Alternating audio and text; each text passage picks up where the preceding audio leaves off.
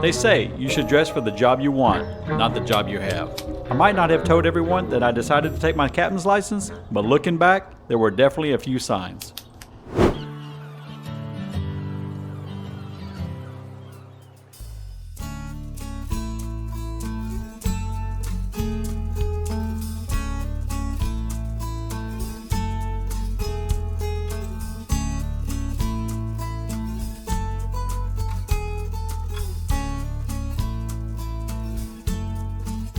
Let's rewind a little bit to last fall.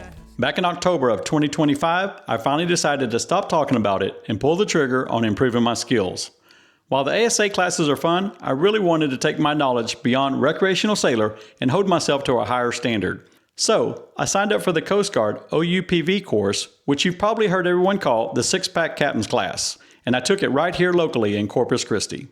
Today I'm in Corpus Christi, Texas, and I'm enrolled in the captain's class. Of the 11 students, I think I'm the only sailor. The rest of them are local fishermen that want to start a fishing guide service.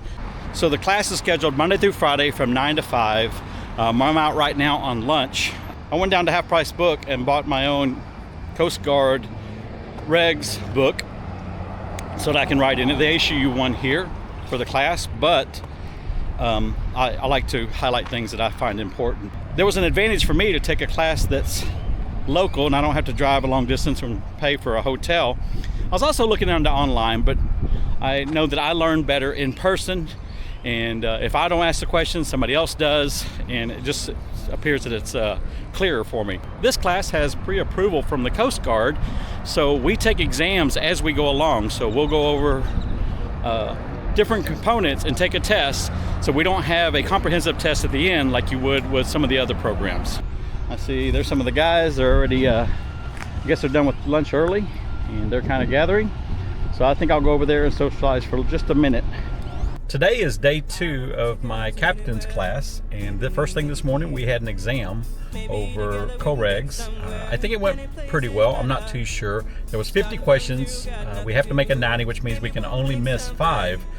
There was 2 to 3 that I was a little confused on. I studied really hard on day shapes and lights, but there was a lot of sounding questions, and I didn't quite count on that. Anyways, he said he was going to text us over the lunch break to let us know if we failed. So I haven't heard anything, so I think that's fairly good news, but I will find out here shortly. Today's day 4 of the captain's class, and we're going to be doing some more charting, and that's going really well. I'm glad that I took the ASA 105. This gave me a leg up because I have some base knowledge on the information. We have taken 2 major tests so far, and I've passed both of those, so really excited about that. I do wish he had let us know our score and which ones we got wrong, so I can study that so that I could actually be a better skipper. It's moving quickly. I've knocked out a lot of the other requirements, the TWIC card, the medical, the drug tests, and I've been knocking a lot of that stuff out after class and during lunch when I have time. But here's the reality. Passing the test is the easy part. The real work starts with the paperwork. You need a TWIC card, a physical, a drug test, first aid and CPR card, plus detailed documentation of your sea time. This is the part of the story where I decided to get some help. I had heard the application process could be a minefield, so I bought into a service called MMCs to act as my consultant. Think of them as subject matter experts for your paperwork. They scrubbed my application, found the errors, and handled the submission. And honestly, having them in my corner saved me a ton of stress and prevented weeks of back and forth delays with the Coast Guard.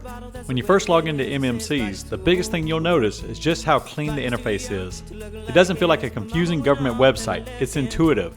It acts like a living checklist, showing you exactly what documents you have and, more importantly, what is still missing. But the real value here isn't just the software, it's the actual human experts behind it. Beyond the expertise, the communication was just really solid. They were responsive, they answered my questions quickly, and they didn't make me feel foolish for asking them. Considering the time they saved me, the cost was reasonable and well worth the money.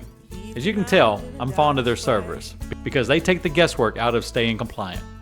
Here's the perfect example. I was applying for my near coastal license, and in most places, once you pass the jetties, you're considered offshore. But in the Gulf of Mexico, everything's a little bit different. The line of demarcation is actually 12 miles offshore, and if you can follow my cursor, this is the line of demarcation right here. We'll go through and measure it. You'll see 12 miles. I had sea time from a delivery trip from Seabrook to Corpus. We were 5 miles out, hugging the coast, and I thought that would be considered offshore time. However, the Coast Guard would have rejected that.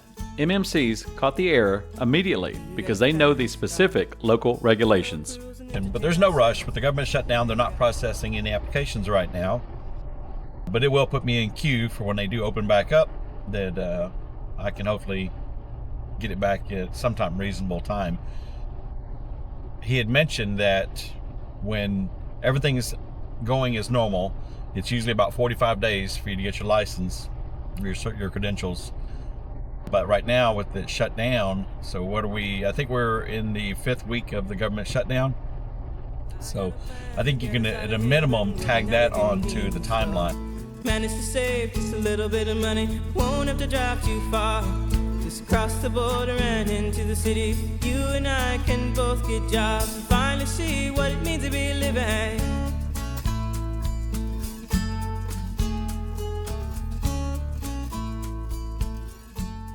It took some patience, especially navigating through the government shutdown, but I'm proud to say that I'm now officially a U.S. Coast Guard licensed captain.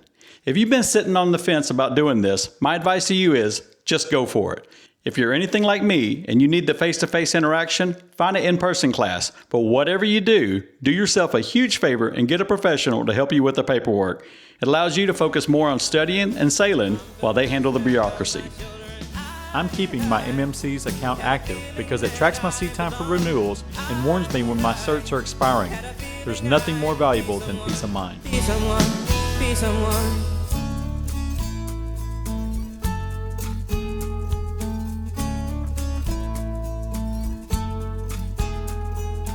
That wraps up this week. Thanks for following our journey, one adventure at a time. Join us on Patreon for bonus footage of building this business. We created options for everyone, including a tip jar for just a few dollars, because every bit of support helps keep the dream alive. And don't forget, hit the like button, subscribe, and leave a comment. We'll see you next week.